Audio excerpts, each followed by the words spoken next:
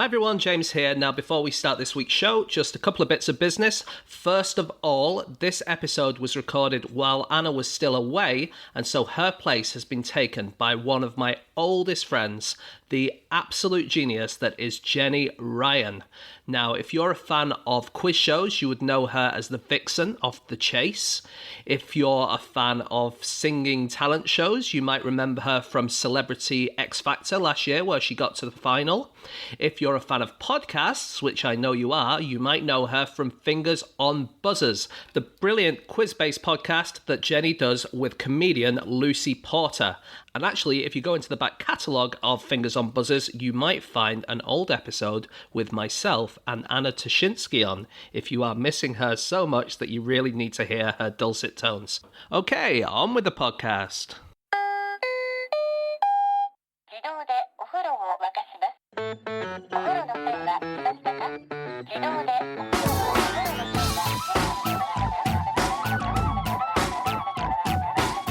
Hello, and welcome to another episode of No Such Thing as a Fish, a weekly podcast coming to you from 4 undisclosed locations in the UK. My name is Dan Schreiber. I'm sitting here with Andrew Hunter-Murray, James Harkin, and special guest Jenny Ryan. And once again, we have gathered round our microphones with our 4 favorite facts from the last 7 days. And in no particular order, here we go. Starting with you, Jenny. Here we go. Trigger warning for grossness. One theory of the origin of the nursery rhyme Pussycat, Pussycat is that it's a reference to Queen Anne's poor personal hygiene and an accumulation of grime that once fell out of her skirt during a service at St. Paul's Cathedral. Ugh. Wow. Wow. Okay. Where to start with that one? Okay, well, let's start with the actual nursery rhyme, because not everyone might know it, right? So how's it go? Andy, why don't you regale us with that?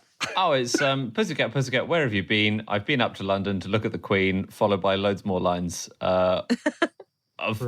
There is more. Pussycat, what did you there? I've chased a little mouse under her chair, or I've frightened a little mouse under her chair. That's actually the important bit now I think about it. That is the important bit, yeah. So it's thought that little mouse is a mouse-shaped deposit of all sorts of things that might accumulate in a time when nobody really had a bath or washed their nethers. So supposedly this particular lump was known as a sootykin, although that may be a more modern name for them because they resembled little mice and people would have to go and sweep them up off the streets. Wait, hang on. Are you saying that the TV series Sooty and Sweep has anything to do with this? No. Thank goodness. Okay, great. Well, My childhood is intact. I'll link them up somehow, right? So, the word sootykins does exist. It comes from the Dutch. It was kind of a joke about Dutch women. Supposedly, they would put heaters up their dresses to keep warm. And some people thought that by doing so, they were breeding a small animal up there and that the animal would kind of drop out and they would find this thing. And the word came from the word soot. It's similar to the word soot, as in the stuff you get in a chimney. Right. And of course, sooty and sweep is a pun on the fact that chimney sweeps would also find soot. So they are linked in a way, Andy, if that's what you Oh, great. Okay. No, my childhood is ruined then. Thank you very much. Yeah, brilliant. What kind of person was running so low on inspiration for nursery rhymes that when they saw a mess-shaped mouse fall out of the Queen's, that they thought, this is perfect for kids? Well, I think what we should say is that most explanations for nursery rhymes are speculative at best. And there was a couple called Iona and Peter Opie who wrote the Oxford Dictionary of Nursery Rhymes. And they basically came to the conclusion that all of these things that people think probably not true, and also that they might just be kind of nice words that kind of sound like a good poem, and there might not be any reasoning behind them all.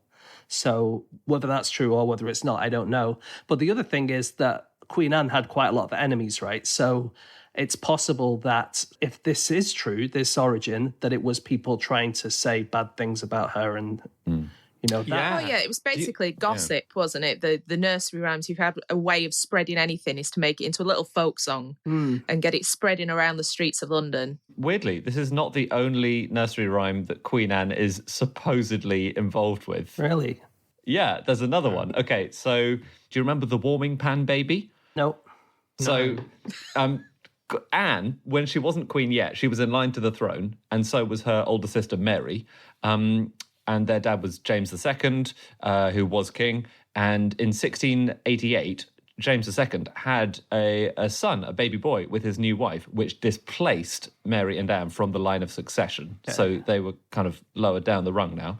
And Anne was furious about this. She refused to attend the birth. And there was a rumour spread that the baby had not been born alive. It had been a miscarriage, and actually a live baby had been smuggled into the bedroom in a warming pan, which were these big sort of brass pans that you would put hot coals in to warm up the bed. Right. That's the story. Okay. It's also untrue, but we might get the nursery rhyme Rockabye Baby from that child. Really? Yeah. And what's the explanation behind it? It's incredibly spurious. Okay. that thing about how you thought that someone might swap the baby, isn't that why, and I'm going to get this wrong, but isn't the Home Secretary supposed to be at every birth? Is it the Home Secretary? Every royal birth, not every birth. That would be... It might not be the Home Secretary. It's someone. No, it is. It is. It is the Home Secretary, yeah. Who's the current Home Secretary? Priti Patel. Priti Patel. Oh, man. Imagine if she had to go around to every single birth in the country. Yeah. But she would be saying, get back in there, don't want you, go on, back up you go. I love that idea that you would sort of shame people in history via children telling rhymes. We don't do that so much these days. Like No. that'd be an incredible satirical kids program where it's just us shaming politicians and so on with new songs that we put out. It seems to have stopped. There was a nursery rhyme when I was a kid, which was called Maggie Thatcher Sticker in the Bin. So in a way, it still does continue that there will be. They'll probably sing Boris Johnson Stick Him in the Bin now. It'll be any Prime Minister. Maggie Thatcher, stick her in the bin, put the lid on, sellotape her in. That's it. And I remember when she actually resigned as Prime Minister, they came in and told us in the classroom and we all sang it. Really? Wow. Yeah, I think we're about 8. We had also Maggie Thatcher Milk Snatcher, kind of a little rhyme about that, didn't we? Oh, yeah. Hey, just very quickly for international listeners, and I include myself slightly in this because I'm not au fait with the British monarchy's history, but Queen Anne was a queen from, her birth date was 1665 to 1714, and there's not really been much about her. She's not one of the more popular people for pop culture, except for the fact that she had the movie The Favourite, which was a fairly recent one, which Olivia Colman won the Oscar for the portrayal of her. But outside of that, she kind of slips through the cracks a bit in terms of people's knowledge about her. And the only stuff that really comes through is all this quite shaming sort of information about her. People attacking her for her looks and her hygiene and all the accounts of her body size and so on. It was claimed that when she passed away, 14 men had to carry her for her burial. And I don't know if this stuff is true. I don't know if this is part of the shaming of her, but that's kind of what we know about her. It's 100% true that she did have health problems and that she was definitely a large lady. She had a lot of gout. She really struggled with that. But there was definitely also a lot of, she had a lot of enemies. For instance, this thing at St. Paul's Cathedral, it was a Thanksgiving ceremony after the war. They just finished a war with either France or Spain or something Spanish like Succession, wasn't it? Spanish Succession, yeah. I trust you to know that, Jen. I'll probably just throw out some half-remembered facts and then you can just fill in the gaps today, maybe. But they built stands along the side of the Strand and they had 4,000 children singing patriotic songs while they walked down to St. Paul's Cathedral. Wow. But a lot of people weren't really happy with it because they thought that Queen Anne was secretly trying to get the Jacobites back onto the English throne and that she was kind of slightly sympathetic to the Catholics. And so there was, it was a real kind of time where the monarchy was losing a lot of its power and Parliament was kind of coming in. And I think that's why we don't hear much about her. It got called the Age of Party. Wow, that sounds cool. Well, yeah, it was. Unfortunately, it was the age of the Whigs and the Tories, as opposed to everyone having a good time. I was thinking it was Gatsby style. Poor time travellers who read that sentence go, let's go there. Everybody stank and there were no parties. Great. Nursery rhymes. Yeah. Let's do it. Okay. No, there always seems to be, James has mentioned, there's a lot of debunked stories about the origins of nursery rhymes. And I'm sure that some of them have been retconned into the nursery rhymes themselves. I mean, there's the Grand Old Duke of York is clearly about a failed military campaign, but there is about a dozen different ideas of who it's talking about. Who's the current Duke of York? I don't remember. Anyway. Pop Goes the Weasel. I really like that one. I love Pop Goes the Weasel. That one actually is about Prince Andrew. Yeah.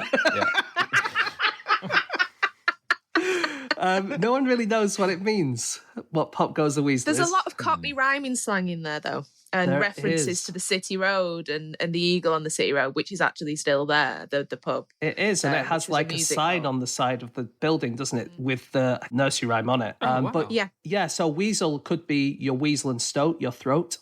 So it's like, get it down your weasel, mate, when you give someone a pint of beer. Get it down your weasel.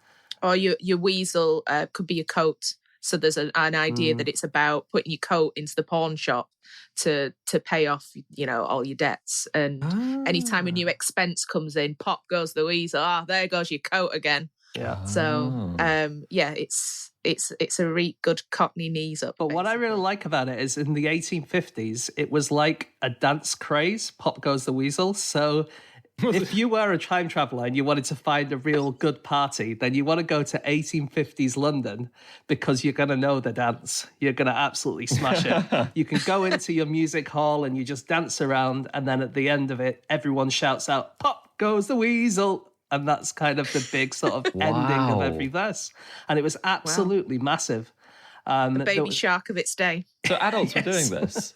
Adults were doing it, yeah. It was there was an advertisement in the Bath Chronicle in 1853 that offered instruction to the highly fashionable dance of Pop Goes the Weasel.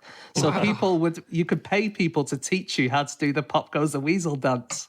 And That's even cool. then, no one really knew what it meant. It was just like a nonsense phrase, really. But Yeah, it's just it's like us loving the Macarena. I don't know what the hell that means, but it's I do sing you it, not? I dance it. I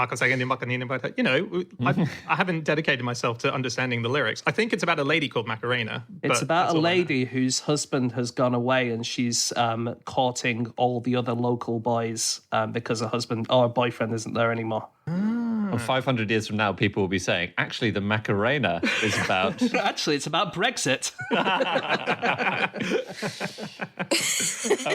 I love. Do you guys remember the one that goes, "Do your ears hang low? Do they wobble too?" And Yeah. that kid's song. We said, So- can you tie them in a bow?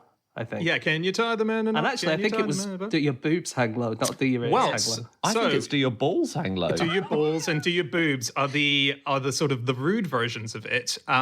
But the assumption is that it was the kids' song, "Do Your Ears Hang Low," and then when you got sort of rude kids at school going, "Have you heard this version?" you would sing it. Anyway, it turns out that the original versions were "Do Your Balls Hang Low" and "Do Your Boobs Hang Low," and then it got sort of turned into a more presentable for kids, "Do Your Ears Hang Low." So it was sung in wartime during World War I on the Western Front. They would be singing it in the trenches. "Do your balls hang low?"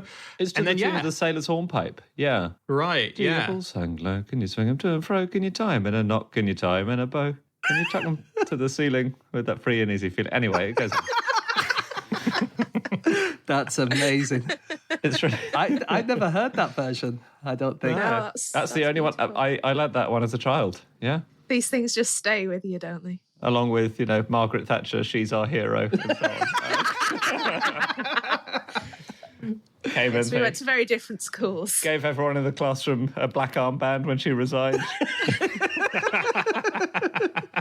Have you heard of Telltale Tit?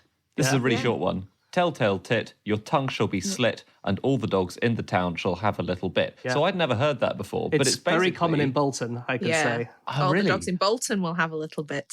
In But I fact, is just what think my that's stepmom amazing. said. It's because it's basically a children's equivalent of saying snitches get stitches. Yeah. But, Tells yeah. it, your tongue That's will very split, cool. and all the little doggies will have a little bit. That's what he used to say. It's terrifying. Do you guys know piss a bed?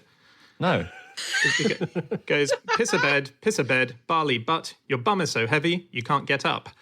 And this was published in the very first nursery rhyme songbook that was printed in Britain in 1744. It's the first time that Baa Baa Black Sheep was ever printed in a nursery rhyme book. So it was called Tommy Thumb's Pretty Songbook.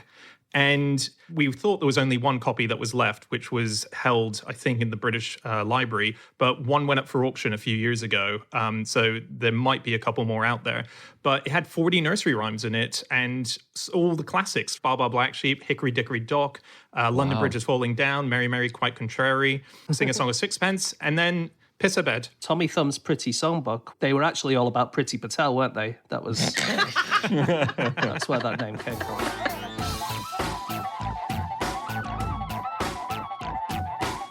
Okay, it is time for fact number 2, and that is Andy. My fact is that in 1862, there was a special cravat invented to stop people strangling you in the street. This is... How would that, so if I went to strangle you, Andy, with this, my hands go for your neck. Oh, Is it that the cravat is so full of folds and so on, I can never actually find your neck? How's it It's work? a real pencil neck, yeah. No, it's got spikes on the inside, so you could go for the neck, but On you the get a pretty inside? nasty... Oh, sorry. The spikes are on the outside, Oh, right, okay. concealed by a layer of cloth. Yeah. Don't put that on the wrong way round. No, you're right. You're right. Sorry, they're on the outside, but they're cleverly concealed by the ruffles at the front of the cravat. And so, Dan, as soon as you'd probably try and put your thumbs around my windpipe. Nice try, mate. You're going to get a spiky thumb. I also read that some of them had razor blades sewn into the folds as well. Yeah, So you could, there's pretty intense items of clothing, and these were designed to fight the menace of garottings. Because there was a panic. In fact, there were two panics in the mid-19th century about garottings. One in 1856, and then it sort of flared up again in 1862. And there was this massive panic about actually a relatively small crime wave of people being mugged. And the method of mugging was someone would grab someone around the throat, and then their accomplice would rob them. And I should just say, like a garrotting to me is like you get some cheese wire or something. Like in a movie, they would get some wire and they would put it around your throat. But this was actually more like putting someone in a sleeper hold in like a wrestling move, wasn't it? Right. I mean, it could hurt you very badly. I mean, it could absolutely, it could kill you as well. I don't think very many people at all were actually killed by this. But it led to a change in the law. The Parliament passed the 1863 Garrotters Act. This was a big panic. There is an argument that not only did not many people die of this, no people died of it, and it was completely made up. Yeah, absolutely. There's an argument that it was completely made up by newspapers. So there was an MP who got mugged. He was called Hugh Pilkington, and he had his pocket watch stolen. And they said that he was garrotted when they stole his watch, but actually it seems like he wasn't really. And then basically newspapers started calling any minor incident, they said, oh, this was a garrotting. And then some of the magistrates would say that it was a garrotting, even though it wasn't, because they knew that the person would get more time or a stronger punishment for it. And then after the 1863 Act, there was no more garrottings. But the argument among historians, a lot of them, is that there were never any in the first place. So it's very much, what's it in The Simpsons, where it's like this rock scares away tigers or whatever it is. Yeah, right. Yeah. But there were descriptions of how it worked. So it would be a 3-person gang, which consisted of a front stall, a back stall, and the nasty man. Okay, so... Tag yourself. I know. I think the front stall distracts you. He stops you and says, oh, excuse me, do you have the time? And then the back stall is the lookout who's making sure there are no police coming along. And the nasty man is the one who actually does the garrotting. Yeah, I could have worked that out. Oh, okay. There was another thing you could buy. In 1858, a guy called Henry Ball invented a pistol worn on your back, which would discharge into a criminal's crotch. I love So this. that would go. Wow. I suppose that would go for the back man, would it? Or Yeah, that would be Nasty to man. take the back stool. Yeah. Yeah. Well, no, the grotto is going round you with the sleep Oh, hold, yeah. right? So he's Oh, good probably point. from So that's for the behind. nasty man. Yeah. Yeah, that's nasty, man. Wow. I can't believe this was a real thing. Did that work? Did anyone? I'm not sure any of this stuff was. No, I don't. this is a real thing. It 'cause was they've come up real. for auction. Sorry, Yeah. it was real, but I don't think everyone was wearing them. You know, it was Right. kind of. Wow. Imagine that. You're going out just to the local pub. You're wearing spikes around your neck. You've got a pistol facing backwards. I mean, Jesus, what a look. This gun sounds amazing because it looks just like a little belt pack, doesn't it? But the thing is, obviously, guns weren't that advanced yet. So apparently, you had to reach back to cock the hammer of the gun, and then you had to kind of pull a ripcord at your waistline, which would actually fire the gun and fire a lead ball into your attackers. There would be midriff. recoil. Like normally, recoil goes in one direction, but if it's firing there, you would just be kind of thrusting your crotch forward, wouldn't you? Like whenever you fired this gun. Yeah, you would get blasted into the front stall. So you're a kind of human cannonball. The nasty man's nowhere to be seen. It's so amazing. The Henry Ball belt pistol. I love it. Or you could just hire some bodyguards to walk Yeah. you to and from the pub, like the Bayswater brothers who advertised. The Bayswater brothers, whose height is respectively 6 feet 4 inches and 6 feet 11, and the united breadth of whose shoulders extends to as much as 3 yards 1 foot 5 inches, give respectfully notice to the gentry and public of Paddington, Kensington, Stoke Newington, Chelsea, Eaton Square, and Shepherd's Bush that they will be most happy upon all social and jovial expeditions to escort elderly or nervous persons in the streets after dark. Wow, great. They sound great.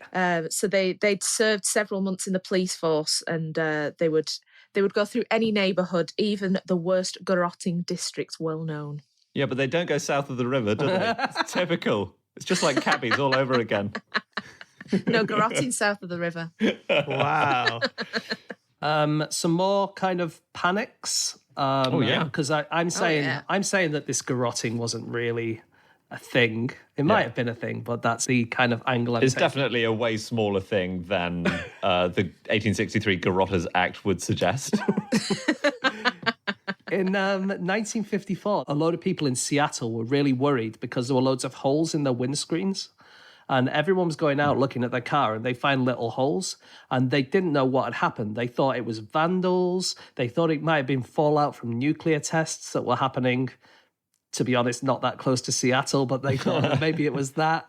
And then a load of scientists were brought in and they looked at what had happened. And it turned out that these pits were there all along, but it was just happened that in that year, 1954, someone noticed it. And then everyone else went, oh my God, I've got that as well. Oh my God, I've got that as well.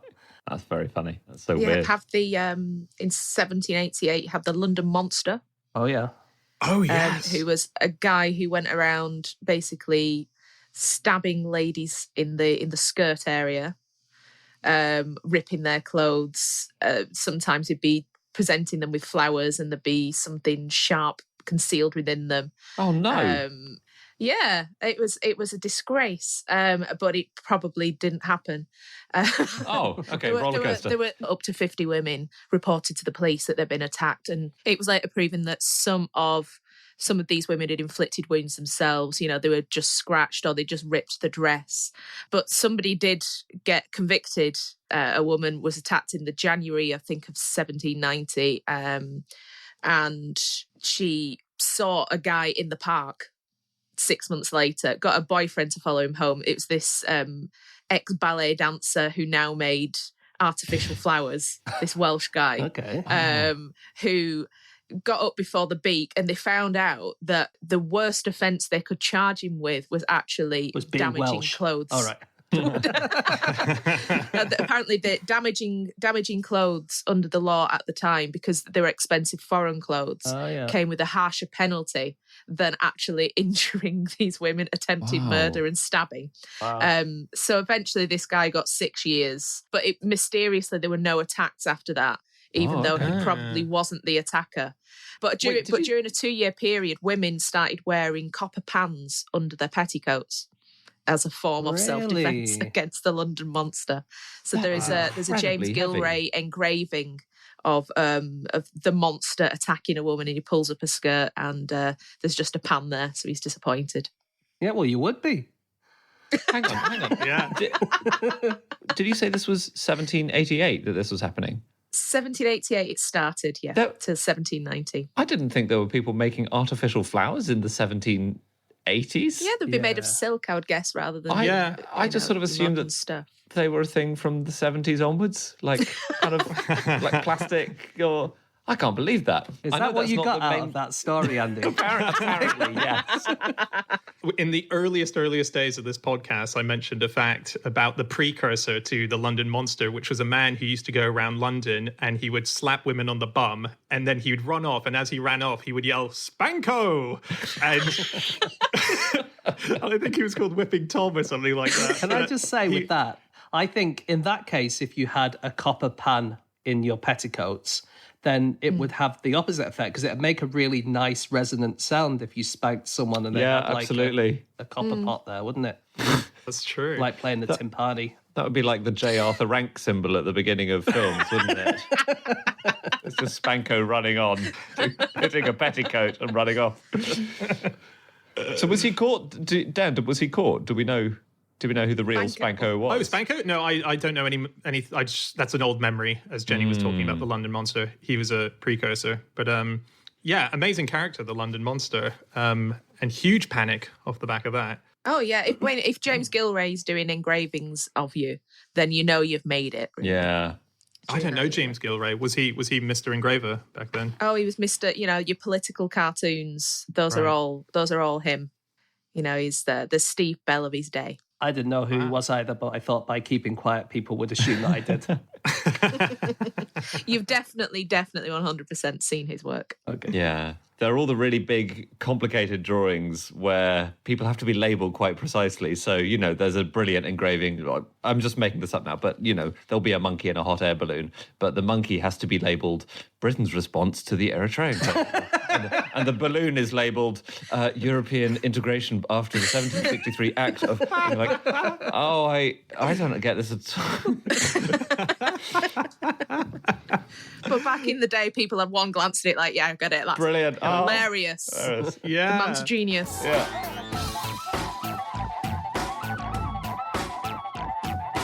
Okay, it's time for fact number 3, and that is James.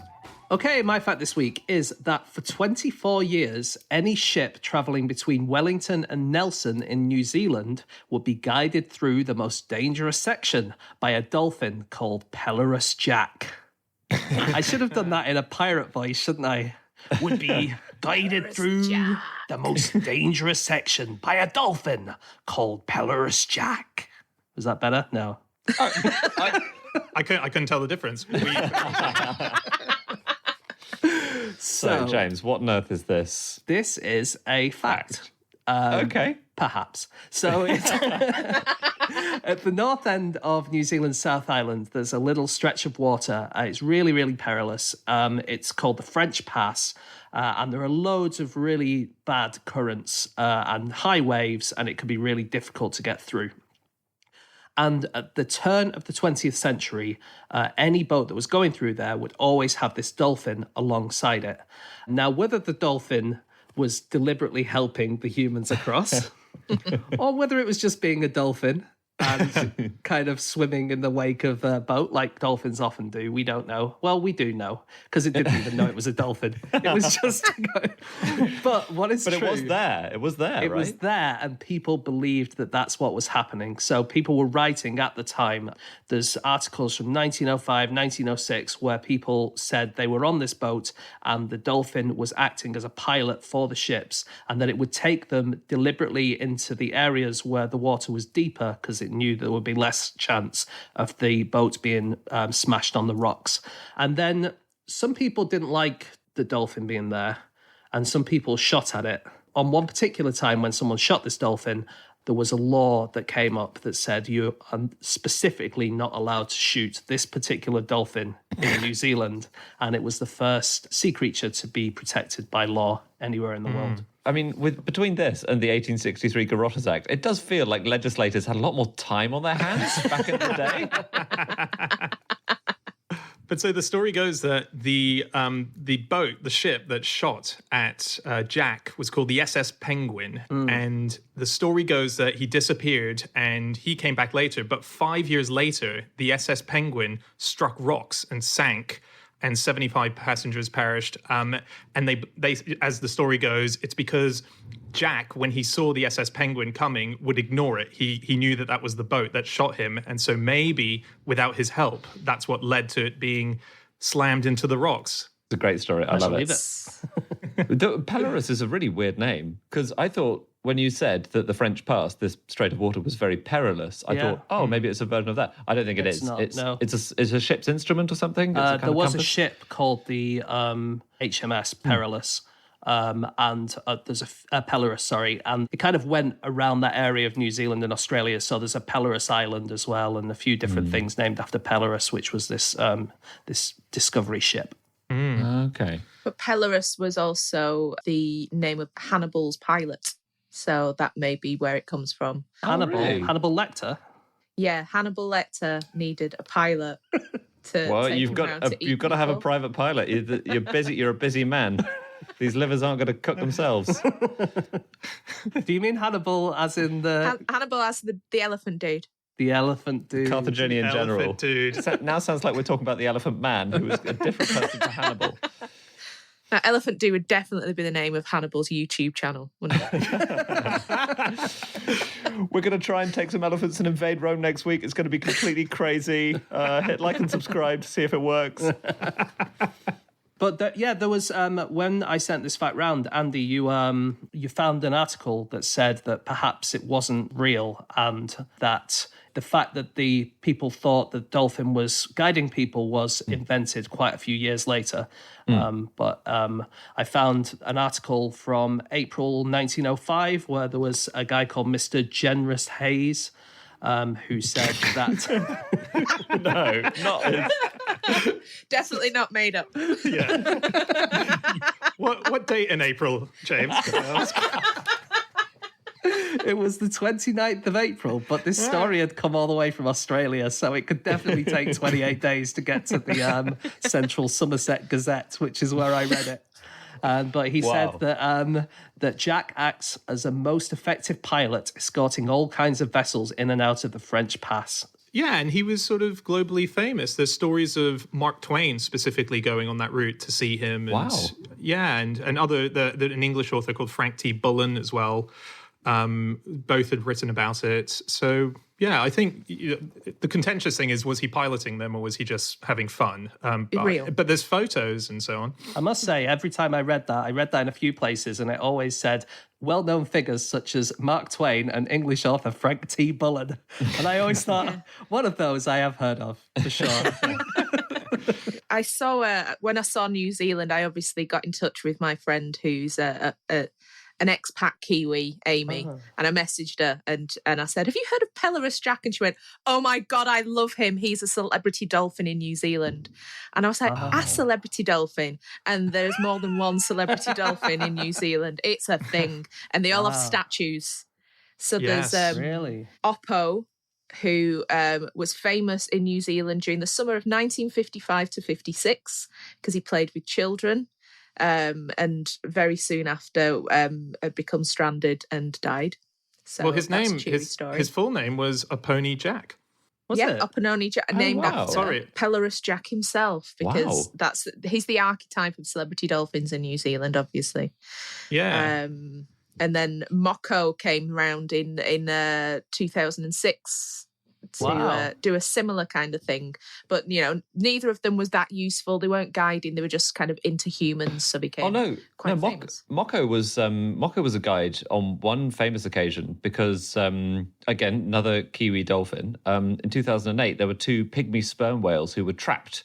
I think they were trapped between the beach and a sandbank that had built up. But they didn't know what to do, and the authorities were saying, "Oh, well, should we kill them? Because otherwise they're going to really suffer and they might die." And Moko the dolphin led them out through a narrow channel at the end of the sandbank that they were in. So there was a bit of water that was just deep enough to get these whales through. So obviously it became a huge celebrity, and then it all went to his head, and he started Doing a lot of cocaine. Well, he started sexually assaulting swimmers, dear. I know it is, celebrity excess. He started making what was called amorous advances to women in the water, and also just being a bit of a thug. He started tipping over water skiers, and I can't believe this, but apparently stealing surfers' surfboards. Now, I don't know what I can't envisage how a dolphin does that. Why do you need to? You're already quite proficient in the water. I mean, For a dolphin, a surfboard might be like a hoverboard for a human. Like he might. Can you imagine if you're a dolphin and one of your mates comes along and he's just kind of lying on a surfboard? That That's guy true. is Just chilling. cool. Okay, so James is trying to justify Moko's crime wave. And, You Moko apologist. But he still has a statue, though. They Oh, are really? blooming statues, yeah. wow. Got to commemorate your local celebrity dolphin. That didn't get pulled down in the whole recent.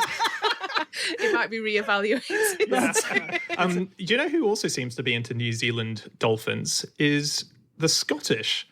So it's just a very curious thing, but Perilous Jack was turned into a song and a dance in Scotland. And so there's a song that goes, and I don't know the music to it, but a famous fish there used to be called Perilous Jack. He'd always swim far out to sea when a ship came back. And this got turned into a dance which you could do, and there's a move called the dolphin hey, which I guess is a bit like the Pop Goes the Weasel. It's sort of like it's a dolphin move. So that was turned into a dance, and there's a full dance routine about Perilous Jack. But also Oppo, who we were talking about, in 1994 was also turned into a Scottish dance as well. Wow. Wow. So you can, if you go to Scotland, likely there are people who know 2 New Zealand dolphin dances. Well, I've got some ins with the Scottish country dancing community. Oh, yeah. And I can confirm there's no shortage of things they've named dances after. There are so many hundreds of dances that Are they just going through Wikipedia on random pages and going, okay, well, I'm going to do this after George Washington High School in Milwaukee? It is amazing the number of things they have dances named after. But it's very I think cool. it must be an extension of the nursery rhyme thing. So Scottish country dancing has taken up the mantle. Have you ever done any Scottish country dancing, Andy? What, me? Yeah. Yeah, I've done a bit. Yeah, it's great. It's really, really fun. Do you know the dolphin hey? I don't know the dolphin hey. No, I'm not off the top of your head. there are but thousands of dances, Dan. It's not entry level anyway. No, absolutely not. That's Dashing White Sergeant is the first thing you learn. I think you have to be balls deep before you're learning dolphin hey off by heart. Did you do country dancing at school? No, I didn't. Jenny, did you? I remember a couple of sessions of it when they didn't have a PE teacher. Basically. And it was to get Emergency us country moving. dance. It was raining, and so a teacher who happened to know some country dancing. Oh, got okay. the So you didn't shouty have a at us. dance instructor who'd been kept in a cupboard for years and years and years until the PE teacher fell ill. Because when I was at primary school, so Jenny and I went to the same secondary school, but when I was at primary school, we did country dancing every week. Wow. Was it English country dancing you were doing? It's like Morris dancing, I guess. It's like, okay. all I remember is that you had to do your partner. That's That's kind all of, I remember. yeah. All I remember is do-si-do. There is one dance that's an English country dance, and that's English country dancing is a bit rarer for whatever reason. There are still loads of dances, but they just don't get danced as much because they're all from, Jane Austen's time. But there's one which is called Mr. Beveridge's Maggot. It's my favourite name of a dance. That's wonderful. That's absolutely wonderful. And what happens at the end of that? I don't know. I don't know if this was named after an actual maggot that was like a celebrity maggot in Regency England, which saved a carriage from crashing or whatever. I don't know where to go from there. Dolphins? Let's talk about dolphins. Yeah. Yes. One thing that dolphins do, which I didn't know, is that they can wear gloves over their noses. Okay. What? This is amazing. They Andy, yeah. is this a real glove over a nose, or is this an analogy for a glove over a nose? Because Sarah Pascoe called us out last week, if you remember, about this ladybird bought a hat. And then never an actual. It's never an actual hat. It's some. Oh my God! I've fallen right into the Pascoe Ladybird hat trap because no, it's not a glove. It's not a glove. Obviously, it's not a glove. What is it? So marine sponges. Yep. Sort of, yep. They're animals, technically, aren't they? The sponges, they're very simple animals. They kind of pick up these sponges and they press them onto the end of their snouts. And then when they're foraging, they're using their snout and they are probing for prey, sometimes under the surface of the sea. But there can be sharp things there. And so these sponges on their noses act as a kind of bit of protective equipment, if you like, to stop them hurting themselves when they're jamming around there. And they particularly pick conical sponges because they can jam them more easily onto the end of their noses. Isn't that nice? Cool. Yeah. I think glove is acceptable for that because that's basically their hand, and they're putting something over the hand so they can go riffling about in things. So, yeah. I'll accept it. I'm not going to Pasco you on this. Yeah, I don't know. If James hadn't called Andy out just then, I would be at parties going, they wear marigolds on their face. So, dolphins can talk to each other on the telephone. Jesus Christ. Okay. I think we all want to Pasco you on this one. Well, there was an aquarium in Hawaii where they had the mother in a separate tank to a 2-year-old calf dolphin, and they organized an audio link between the two tanks and got them chatting to each other, and the calls and responses were in line with the kind of calls and responses you would hear in the wild, even though they couldn't see each other. And they don't know what they said. We've spoken about there's a dolphin dictionary that they're working on at the moment, scientists, but we do know that they were call and responses that were happening, and it's sort of they think the conversation was like, "Hey, what's your name? Oh, my name's this. Oh, great. There's lots of fish here. Oh, that's good to know." So they can chat over the phone. Okay, actually, again, sounded unreasonable, but I think that's completely legit. They can chat over the phone. They can't dial, and they can't, No. They'd have to take the glove off to dial, obviously. So also dolphins can attack enemies of the Soviet Union. Okay. Because that's the thing, isn't it? Dolphins, they are trained in various armies. The Americans have done it and the Soviets did it. Their first use of dolphins by the Navy was in 1970 in Vietnam, where they were put on guard duty for the Americans. Was that river dolphins or was it sea-going dolphins? That's a really good point. I don't know about that. No, it's actually the least relevant part of the most amazing fact I've ever heard, obviously. I mean, dolphins fought in Nam is a more interesting fact than whether they were river or ocean dolphins. But you do get river dolphins in Vietnam. Yeah, or you used to. I suspect there'd be river dolphins there because it was, it's the Mekong Delta and all that. So I'm guessing they would be guarding certain entry and exit points. Thing is, Andy, you always ask the questions that the people at home are all thinking. The Soviet Union, they used their dolphin guards. They would carry a titanium clamp on their nose, which was about the size of a ping pong ball, and they would attach it to a diver that they found, and the little kind of thing would report back and tell you where that person is, so you'd be able to find them. And if they couldn't find them, eventually the ping pong ball thing would inject a high-pressure charge of CO2 into the diver's body.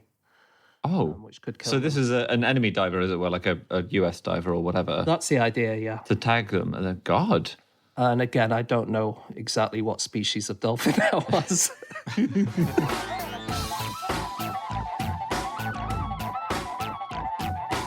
Okay, it's time for our final fact of the show. That is my fact. My fact this week is that the Arthur Conan Doyle estate is currently suing Netflix for showing Sherlock Holmes as having feelings and respecting women. So this is really interesting. So Netflix is making a movie called Enola Holmes, and it is the story of the teenage sister of Sherlock Holmes, and Sherlock Holmes appears as a character in it. And in the show, they show him as having sort of not sociopath qualities that we know Sherlock to have, but to be warmer and gentler. And the Conan Doyle estate is claiming they are unable to represent him like that because, yes, even though Sherlock does have those feelings, he did eventually sort of respect women and become a nicer character. He only became that in the last 10 stories that were written by Conan Doyle. And it just so happens that those 10 stories are the only stories that are still in copyright and belong to the Conan Doyle estate. So anyone who wants to use the out of copyright has to use the more mean, misogynistic Holmes, and they're fine. But if you want to show him being a nice guy, you're going to be sued. Wow. So there's a few other things that you're not allowed to, or if you do show Sherlock having these characteristics, then you have to pay the family. So if you show Holmes and Watson having a genuine friendship, that's in copyright. If you show his love of nature, that is, and if you ever show him liking dogs, that's in copyright. So if you ever make it, I'm just going to say this to everyone out there, if you're making your own version of Sherlock Holmes, make sure that he doesn't like dogs whenever you do. Yeah. I guess The Hound of the Baskervilles is out of copyright, in which he doesn't like dogs. No, it's quite you're right. And the thing is, if you are going to make something where he does like dogs and respects women, all you need to do actually is wait 2 or 3 more years, because we're in the final years of them owning this copyright. I think that's why they're trying to rake in as much money as possible, because they're about to lose it entirely. But these stories obviously have, he wrote them over a lifetime. So there's a bit of spread on when the copyright ends. And the final batch, these final 10 were written after he returned from World War I, and he lost his brother in the war, he lost his eldest son, and he came back and he was a different man. And he thought, I want to reflect that in Sherlock. And so that's why there was this sudden change in the attitude of Sherlock. Yeah. That's interesting. Yeah, I got deep into the legalese of all this because, that's my my background. So there's actually an infight between the Conan Doyle Estate Limited and Arthur Conan Doyle's literary estate, both of whom claim to have the copyright of those stories. And it's actually the Conan Doyle Estate Limited is the litigious one of those two. And so they are described by the literary estate as copyright trolls, which is a whole new term. Really? So tracing it back, the way that the story is told by the literary estate is that all the rights were sold after Conan Doyle's death, because the 3 inheriting children, so it's two daughters and the widow of his son, had they couldn't agree on anything, so they all sold to the widow. And from then on, she went bankrupt, and the rights were acquired by someone else. It was acquired by someone else, and so that they traced that route back. In 2000-ish, when EU copyright law started to indicate that there wasn't much money left to be squeezed out in Europe of the literary copyright, that's when Conan Doyle Estate Limited, which is some descendants of Conan Doyle himself, decided to put the squeeze on some of the studios who are interested in his work. So they went and threatened Warner Brothers when they made the Robert Downey Jr. versions. And because in those films, he's got a romance with Irene Adler. There's all that sort of stuff that would come under the sort of stipulations. And I think it would be fair to threaten those filmmakers actually of the Robert Downey Jr. Sherlock Holmes: The Game of Shadows movie. No, I think that's fair. The people you wanna threaten are the people who made Holmes and Watson. What? Sorry. No, this is Dan's favourite film, the Will Ferrell Sherlock Holmes. It's so good. Yeah, but nowhere in Holmes is he bloody hilarious. No, very true. There you go. So that's true. actually more of a divergence from the original text, and I'm guessing that studio paid them off. Do you know the obviously the very famous quote, "Elementary, my dear Watson"? It never said in any of the written work of Conan Doyle's. So it's a line that came much later, but there's someone who runs a site called Quote Investigator who's written a fantastic article about trying to find the very first instances where we use "Elementary, my dear Watson." And the oldest that he could find was 1901, the Northampton Mercury. They published a short parody featuring the characters Shylock Holmes and Potson. And it is in that that the line, "Elementary, my dear Potson," is said. Wow. Then in 1902, there was a piece that was written about Dr. Joseph Bell. Now, Dr. Joseph Bell is someone who it is claimed was the inspiration for Sherlock Holmes. He was a doctor who could walk around and look at you on sight and pick out what was wrong with you by just simply staring at you, which is a thing that Sherlock is famous for doing. And in this article, the person writing it says, as the remarkable man would say, it is the merest elementary knowledge, my dear Watson. So that's the second so close that we get to it. Yeah. But yeah, no one can find it in the actual canon itself of official Sherlock writings. I think if it was there, people would have found it, right? Yeah. Because people do take Yes. these books very seriously. You're right. You get And they're all people- digital now. There's a search term you can do for It's that a kind of search, thing. I've got just a recommendation of an extraordinary real life story to do with Sherlock and Conan Doyle that is worth reading. So it's written by a guy called David Gran. And the story, it was published in the New Yorker and it was called Mysterious Circumstances. So basically, one of the leading Sherlock Holmes experts in the world living in Britain was found dead in his room, in his house, with no break-in. No one could work out how anyone got out but there was just one body in there. So this turned in itself into a Sherlock Holmes style mystery. How did the leading expert of Sherlock Holmes die? It was a guy called Richard Lancelin Green. He was the son of Roger Lancelin Green, who wrote the King Arthur fables in their modern version, the most famous version that we would all know. And so it's extraordinary. He was found death by garrotting, by the way. Oh. Yeah. Hello. And What year was this? hello. Did you say the year, Dan? No, well, he wrote about it in 2004, and it wasn't much long before that this story okay. happened. Did he yeah. have one of those guns that shoots people in the crotch? Because then I'm just kind of trying to channel my inner Sherlock Holmes here. Yeah, it could. I mean, I know the answer to the story, but it's not that. Because But it's that doctor, what was he called? Dr. Bell. Bell. Yeah, he could Joseph tell Bell. just by looking at you if you'd been shot in the crotch. This man is a garrotter.